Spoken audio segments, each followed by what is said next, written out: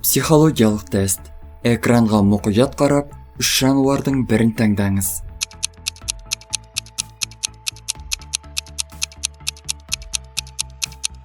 Жылқы. Сіз табиғатты құрметтейсіз. Жағажай, таулар, үй жанындағы саябақ, қоршаған орта. Бұл қасиетіңіз интроверттікке жақын екеніңізден хабар береді. Табиғаттағы тыныштықтан жаныңыз жай табады. Басқалары сізді жиі есіне ала бермейді. Сол себепті де жалғыздықта қалуды ұнатасыз. Дәл қазір сіздің өміріңізде аумалы-төкпелі сәт өтіп жатыр. Ал сізге өзгерістер аса ұнай бермейді. Мақсатыңыз тыныштықта өмір сүру және өзіңізді дамыту. Көбелек. Сіз ойшыл, табанды адамсыз.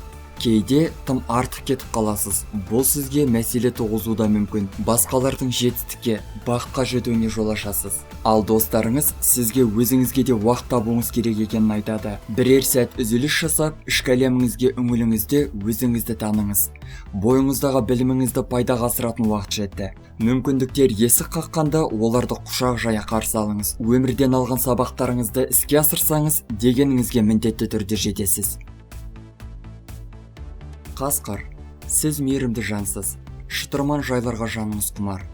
Айтылған әзілге шын жүректен күліп, көңіл көтеру ұнайды. Кейде мысқылдан мәселелер туындауы мүмкін, бірақ жағымды мінезіңіз мұндай жағдайдан оңай шығуға көмектеседі. Сіз үшін кешкілік жағажайда алау жағып, жұлдыз аспанға тамсана қарап, достарыңыздың ортасында отырудан асқан бақыт жоқ. Сізге саяхаттаудың ұнайтыны соншалық, тіпті қарапайым өміріңізде де саяхатқа айналдырып жібересіз.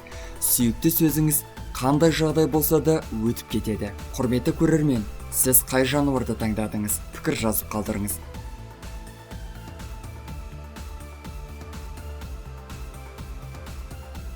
Достар, біздің каналға жазылып, лайк басуды ұмытпаңыздар.